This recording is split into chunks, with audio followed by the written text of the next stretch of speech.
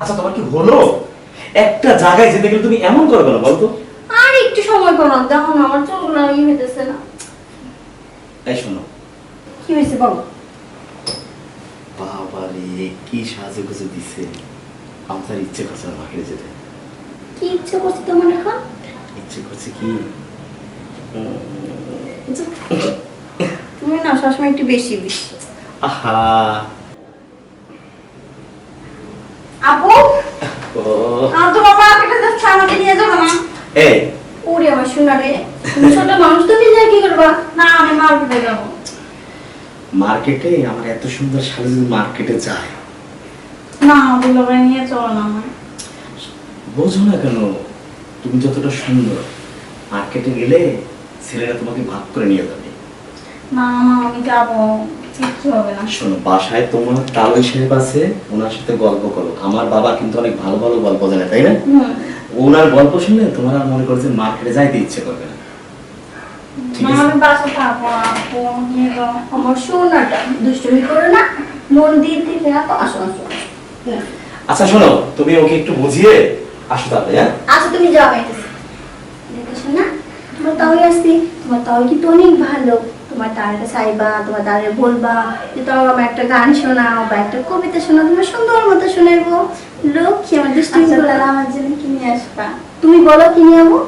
আমার জন্য একটা সুন্দর ড্রেস নিয়ে আসবা আর একটা আইসক্রিম নিয়ে আসবা। ওকে সোনা, তবে বাই। দুষ্টুমি করবে না কিন্তু। আচ্ছা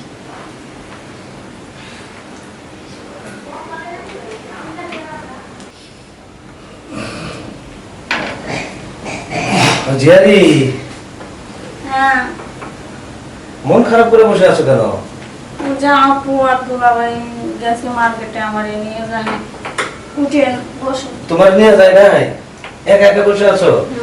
আহারে, পোলাপান যে কথাই শোনে না। আচ্ছা আমার দুলাভাই বললো আপনি নাকি অনেক ভালো ভালো গল্প পারেন। গল্প? গল্পর কথা বলছে তো আব্দুল্লাহ ভাই? আমার একটু গল্প শোনান না প্লিজ। ঠিক কথা বলছে, আমি আসলে খুব সুন্দর সুন্দর গল্প জানি। তোমাকে কার গল্প শোনাই, কার গল্প শোনাই, মনে পড়ছে। আমি তোমাকে একটা রিয়েল গল্প শোনাই, সেটা হচ্ছে আমার বাসর ঘরের গল্প শোনাবো তোমাকে। বাসর ঘরের গল্প? হ্যাঁ। এটা আবার কি গল্প? শুনবে তুমি? হ্যাঁ শুনবো। তাহলে শোনো। এই যে রুমটা দেখতেছো, এই যে খাট, হ্যাঁ। আরে ঠিক এই খাটের উপরেই তোমার মাইকে যখন বিয়ে করে নিয়ে আসলাম, এই খাটের উপর তুমি যে জায়গাটায় বসছো, আরে ঠিক এইভাবেই তখন আমি এই যে এইভাবে ধরেছিলাম। মাশাআল্লাহ, আলহামদুলিল্লাহ, সুবহানাল্লাহ, যখন এগুলা বলছি তোমার মাও যে কত খুশি হয়েছে। এই হাতে হাত রেখেছিলাম, এই হাতে হাত তারপর তোমার মা বললো, আচ্ছা আমরা কি সারা রাত গল্প করব নাকি আসল কামটা সারবো? আসল কাম কি? এই তো ভেজালে পড়ে গেলাম। এটা আবার কি? আমি তো ওইটা মুখে বলে তোমাকে শুনে পারবো না, ওটা প্র্যাকটিক্যালি দেখাইতে হবে। আচ্ছা ঠিক আছে, তাহলে দেখাই দেবো। তাহলে তোমাকে শুতে হবে, শোয়া লাগবে। হ্যাঁ, তোমার মামা যেভাবে শুয়েছিল ঠিক সেইভাবে শুয়ে পড়ো, আমি তোমাকে দেখিয়ে দিচ্ছি। হ্যাঁ, পাটা সোজা করো, হ্যাঁ, মাথায় বালিশ রাখো, হ্যাঁ, এই তো হয়ে গেছে। এই যে ঠিক আমি এইভাবে বসেছিলাম, বসে আস্তে আস্তে তোমার মার কাপড় এইভাবে উঠিয়েছিলাম, তোমার মামার কাপড়গুলো এইভাবে সরাইছিলাম, সরানোর পরে ঠিক এইভাবে আদর করতেছিলাম।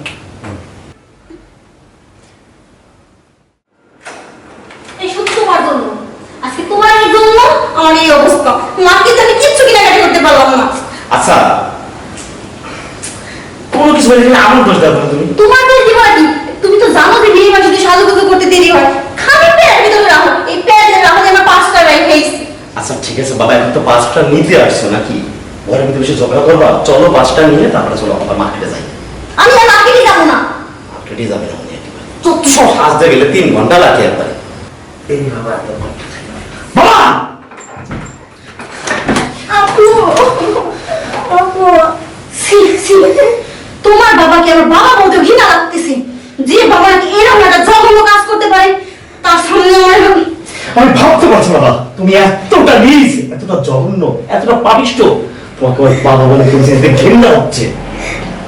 শোনো, আজ আমার বোনের সাথে এমন করছে, কাল যে আমার সাথে এমন করবে না তার কি গ্যারান্টি তুমি দিতে পারো?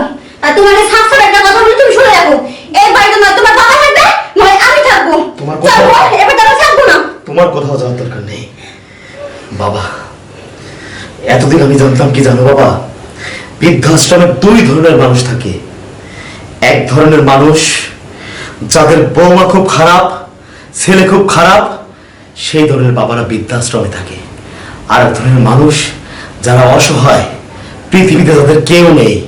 কিন্তু আজকে নিজের চোখে দেখলাম যে চরিত্রহীন বাবারও বৃদ্ধাশ্রমে থাকে। আর এক মুহূর্ত আমি তো এই বাড়িতে রাখবো না। না বাবা, তুই আমাকে বৃদ্ধাশ্রমে দিস না, আমি ভুল করছি। এরকম বলে আর কোনোদিন এই ভুলের মাসুল তুমি বৃদ্ধাশ্রমে গিয়ে ধুকে ধুকে মরবা। তোমাকে দেখার মতো কেউ থাকবে না। কোনদিন যদি আমি শুনি বৃদ্ধাশ্রম তুমি মরে গলে পচেও গেছো, আমি তোমার জানাজা পর্যন্ত দিতে আসবো না। আসো, হাঁটো। ঘৃণা লাগছে তোমাকে আমার স্পর্শ করতে। কাঁদিস না বোন, আমি তো আছি, আমি তো তোর কিচ্ছু হবে না বোন, কিচ্ছু হবে না।